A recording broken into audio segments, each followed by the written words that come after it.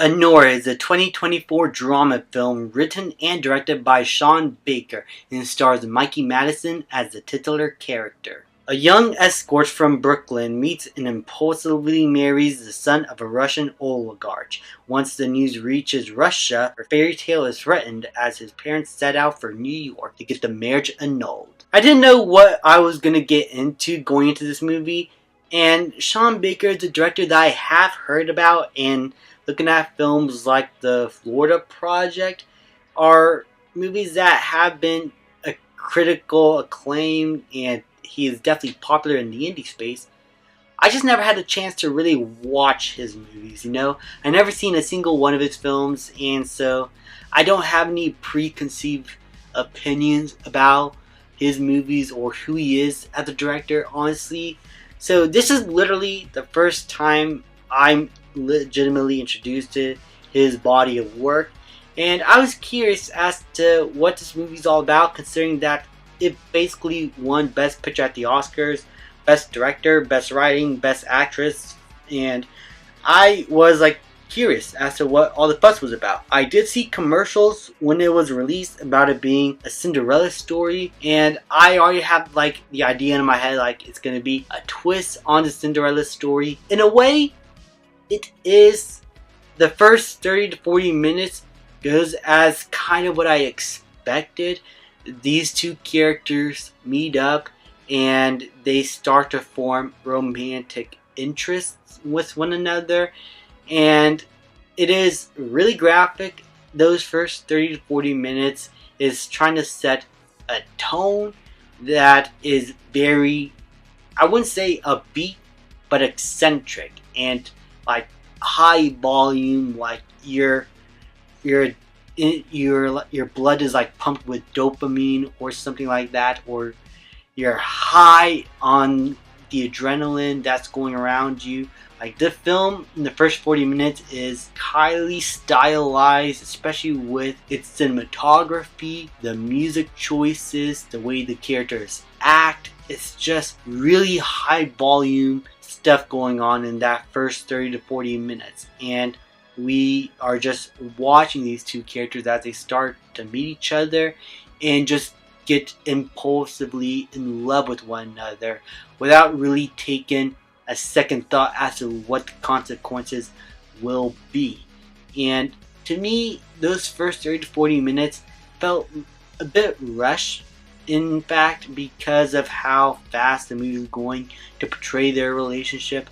But once we get out of those first 30 to 40 minutes and we see the Russian oligarch come into the picture and start to reveal things about the boyfriend that Anora had no idea about, it takes a long while for her to really let that sink in. It takes legitimately the entire film's runtime for her to accept what is legitimately happening now and what the reality of the situation she has now found herself to be in is really like.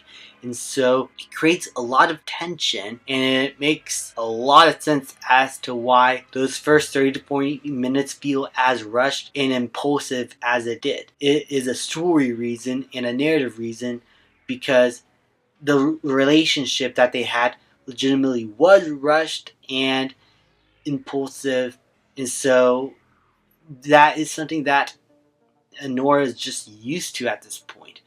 And I felt like the actors do a really good job at portraying that as these two young adults who are just impulsive in their decision making and don't really take a second thought about the consequences of their actions. Mikey Madison, who portrays Anora in this regard, does in fact do a really good job at portraying that impulsive side of her in that first half of the film, and especially in the second half when she starts to gain a lot more maturity and a lot more understanding as to what's happening, and starts to take things a lot more seriously now than what she did before. She grows as a character as she starts to form a lot more respect with her boyfriends, or at this point her husband's family and oligarch, as they start to try to find him, as at this point in the film it becomes like a game of cat and mouse. They don't like each other at all. Like, they beat each other up in their first meeting. It's like, how are you going to really get along with that kind of person? But the film was able to find really funny ways for these characters to interact with one another and really gain some sort of understanding and form of respect for one another. Mikey Madsen's character as Anora starts to become less impulsive as the film goes on and really does take the situation more seriously, even if she doesn't really want to. She really wants to keep the delusion that her love with this boy, this Russian young adult who's like drugged out at this point of the film, like alive. She wants to keep their wedding and idea of a happy marriage alive, even though it is really self-destructive. And the only way she is ever able to really like express her gratitude towards other people is using her body. And we see how she starts to demand some respect for herself as an individual and doesn't utilize her body but her voice and mind to the best of her extent to be able to gain some sort of respect as a human being, as she starts to really take in the fact that her husband never really respected her and never really took the marriage all that seriously. So I really like the fact that the film, in a way, is more of a tragedy. It does shed light on what it is like to be an escort and how that is a really damaging job as a human individual, and how it can really warp a person's mind and other people's mind and about who other people are and what they're looking for in life. So I like the fact that the movie never really endorses the character's actions from before and does criticize it in ways that feels very authentic and realistic. This is despite the film being really campy at times, especially with the oligarch family here and how they treat each other and Anora in the situation. Like, at times it becomes sort of a comedy as to how much they bicker with each other, but it is also at this point in the film where the cinematography and look at the film changes a whole lot.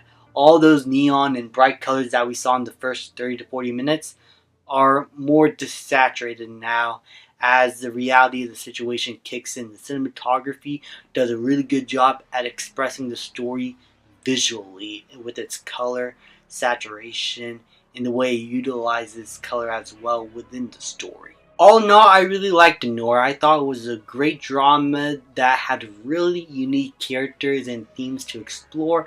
I thought the cinematography and the directing was really well done. The story and narrative was compelling.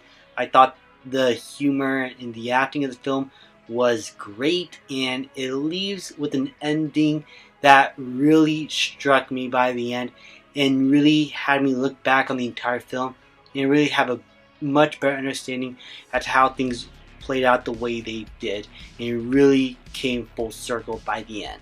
I'm going to give Anora an A. Thank you guys so much for watching. Please leave a like, subscribe, comment, and I will see you guys next time.